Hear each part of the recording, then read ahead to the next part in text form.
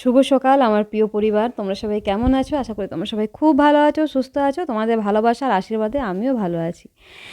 আর এখন ২ দিন থেকে আমি কিছু ভিডিও করতে পারিনি। এটা ২ দিন আগের ভিডিও, আপলোডও করা হয়নি। কারণ ২ দিন থেকে মানে প্রচণ্ড পরিমাণে আমাদের মন মতলব ঠিক নেই।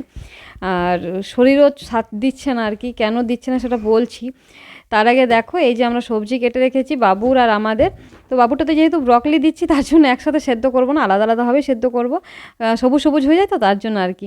তো চলো একটু তোমাদের সাথে কথা বলি। আর দেখলেই সবজি কেটে রেখেছি। দুপুরে সবজি একটা সবজি করব, কুমড়ো সবজি, কুমড়ো, আলু, বিনস, তারপর গাজর দিয়ে সবজি করব। ওটা দিয়ে মুড়ি খাওয়ানো হবে। আর বাবুরও সবজি কেটে রেখেছি, ওর সাথে ওকে ওটাতেও একটু ডাল দিয়ে দেবো। ডাল, তাহলে ডাল সবজি খাওয়া হবে, চালটা দেবো না, কারণ চাল এখন ভাত রান্না করতে পাবো না, তার জন্য আর কি। তো ভাবছে যে প্রতিদিন তো খেতে চাই, আজকে কেন রান্না করছে। কি করব বলো, কিছু করার নেই। মানে বলে না, আমার কি বলবো আর, সবাই জানো যারা আমার মানে পুরনো ভিউয়ার্স আছো, যারা আমার ভিডিও ডেলি দেখো, তারা সবাই জানো যে আমার কি পরিস্থিতি। কেমন ভাবে আমাকে জ্বালাতন করছে আমার দেওরটা, সবাই জানো। তো কালকেও প্রচণ্ড জ্বালিয়েছে, প্রচণ্ড জ্বালিয়েছে। কালকে সকালে গ্যাস শেষ হয়ে গেছিলো, জানো তো, কালকে সকালে গ্যাস শেষ হয়ে গেছিলো। বাবু জল গরমও করতে পারিনি, জল গরম করতে গিয়ে গ্যাস শেষ। এক তো জল গরম নেই, টেনশন। তারপর কালকে ভালো করে আমাদের খাওয়াও হয়নি। সকালে টমেটো মুড়ি খাওয়া হয়েছে, কারণ গ্যাস শেষ হয়ে গেছে, কি করে করব। চাও খাইনি সকাল থেকে, জানো। এত এতটাই কালকে দিনটা খারাপ ছিল না যে কি বলবো আর। তারপর চা খাইনি, তো ভালো, চলো ঠিক আছে, বাবুকে স্যারেলেস খাইয়ে রাখবো আজকে।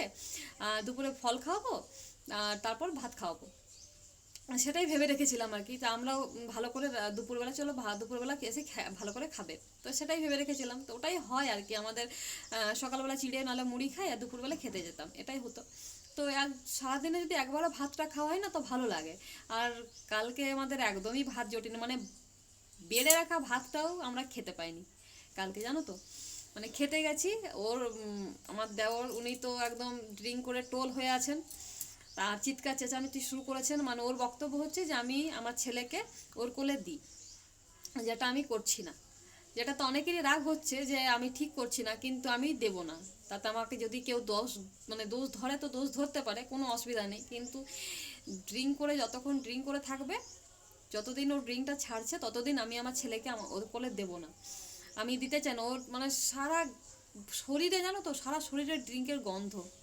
মানে কথা বললেও গন্ধ, ওর দিয়ে পাশ হয়ে পেরোলেও গন্ধ, ওর রুমের মধ্যে গন্ধ, মানে সব সময় আমি মানে আমাকে ওকে দেখলে আমার মানে একদম মাথাটা গরম হয়ে যায়।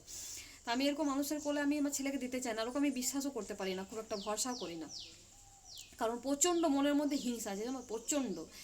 এত এর বাবাকে মানে গাল দেয় না, নাম ধরে ধরে, কি বলবো আর, প্রচণ্ড হিংসা আছে। তো আমরা 10 দিন খুব জোর খেয়েছি। 10 দিন খাবার কথা, তার মধ্যে আমরা হয়তো 7 দিন খেয়েছি। 7 দিন খেয়েছি, কালকে হয়তো 8 দিন হতো। হ্যাঁ, তার কারণ তার আগে তো 3 দিন আমরা কিছু খাইনি, তারপর তিতো ভাত খেলাম ওদের বাড়িতেই। 4 দিন থেকে খাচ্ছি। চার, 4, 5, 6, 7, 8, 9, হ্যাঁ 6-7 দিনই হবে খাওয়া।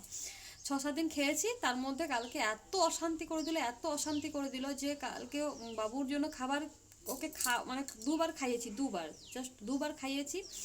আর তোমার দাদার খাবার আমি রেখেছি, সাজিয়ে রেখেছি, খেতে বসবে, ওই সাজিয়ে রাখা খাবারটাও খেতে দিল না। এত পরিমাণ চিৎকার চেঁচামেচি শুরু করে দিল, আমার সাথে ঝগড়া শুরু করে দিল, আজে বাজে কথাবার্তা নানা রকম। তারপর তোমার দাদা তো চলে এলো, বলছে চলো ঘরেই কিছু খেয়ে নেবো, মুড়ি টুড়ি। আর এতটা খারাপ লাগছিল কালকে যে কি বলবো। মানে সাজিয়ে রাখা ভাতটাও খেতে পেলো না, সকাল থেকেও ভালো করে খাইনি, খিদেতে একদম পেট জ্বালাতন করছিল। ছেলেটাও আমার ভালো করে খাইনি কালকে, সারাদিন ও স্যারেলেক্স খেয়েছিল। আবার ওকে এসে স্যারেলেক্সই খাওয়ালাম, সকালেও স্যারেলেক্স খেয়েছে। আর গ্যাসও শেষ হয়ে গেছিলো, তারপরে এসে গ্যাস আনলো। তারপর আমরা দুধ গরম করে চিড়ে দুধ খেলাম। আবার রাত্রেবেলা টমেটো, আলু, মটরশুঁটি দিয়ে সেদ্ধ করলাম, তারপর মুড়ি খেলাম। কালকে দিনটা আমার এত বাজে গেছে, এত বাজে গেছে, কি বলবো আর। তো তোমার দাদা তারপরে বললো যে ধুর, আমি এত চিৎকার চেঁচামেচিতে খেতে পারবো না, আমরা আজ যাবো, মানে যাবোই না খেতে। আর 3-4 দিন আছে, চিড়ে মুড়ি খেয়ে বের করে দেবো। তো আজ থেকে আর খেতে যাচ্ছি না, তার জন্য আর কি, তার জন্য সবজি টবজি কেটে রেখেছি, কিছু করার নেই। প্রচণ্ড জ্বালাতন করছে, প্রচণ্ড জ্বালাতন করছে, জানো তো, প্রচণ্ড। এ মানে বাবা আজ বলছে 2-3 দিন থেকে আমি ভাবছি এ চিৎকার কেন করছে না, এ তো এত শান্ত থাকার ছেলে নয়। তো সন্দেহ কাল পরশু থেকে করেছে, কিন্তু কালকেই হয়ে গেল, মানে তার আগের দিন থেকে, হ্যাঁ পরশু তার আগের দিন থেকেই করছে, কিন্তু তার কালকে ঝগড়াটা করে নিল। তো আমাদেরকে আর কি ওই ঘরে টিকতে দেবে না, ওটা ওর উদ্দেশ্য। ভাগ চাই, এই চাই, ওই চাই, কে বন্ধ করছে? না, ও যা খুশি করো, ভাগ নাও, বিয়ে করো, কে বন্ধ করছে? কেউ তো বন্ধ করছে না। তো তার জন্য আর কি দেখি, এবার 3 দিন আমাদেরকে এভাবে চিড়েমুড়ি খেয়ে পেট করতে হবে। এখন আর কিছু কাজ নেই। সবজিটা কেটে রেখেছি, সবজিটা একটু পরে চাপাবো, একটু ওই 11টা 12টার দিকে চাপাবো, বেশিক্ষণ টাইম তো লাগে না। তো চলো ঘরগুলো ঝাড় দিয়ে নিই।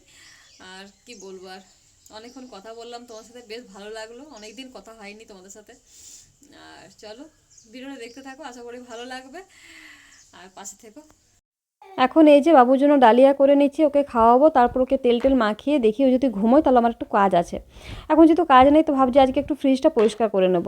মনের শান্তিটাই তো আসল, তাই না বলো? এই যে আমরা মানে এক তরকারি ভাত খাচ্ছি, বেশি কিছু তো মানে আলাদা আছি বলে একদম বিরাট কিছু খাচ্ছি, ইয়ে করছি, আনন্দ ফুর্তি করছি, সেটা তো নয়। কিন্তু সত্যি কথা বলতে মনের শান্তি আছে। এই যে 2-4 দিন খেতে গেলাম, তাতেই আমাদেরকে ভালো করে খেতে দিল না। তো এরকম করে কি থাকা যায় বলো? যে টাকাটা ভাড়া দিচ্ছে সেই টাকাটা আমাদের ডাক্তারের পেছনেই চলে যাবে। কারণ না খেলে না ঘুমোলে তো অসুস্থ হয়ে পড়বো। তো যদি আমরা এক তরকারি ভাত খাচ্ছি তাও আমরা শান্তিতে আছি, শান্তিতে ঘুমোতে পারছি, এটাই হচ্ছে ব্যাপার।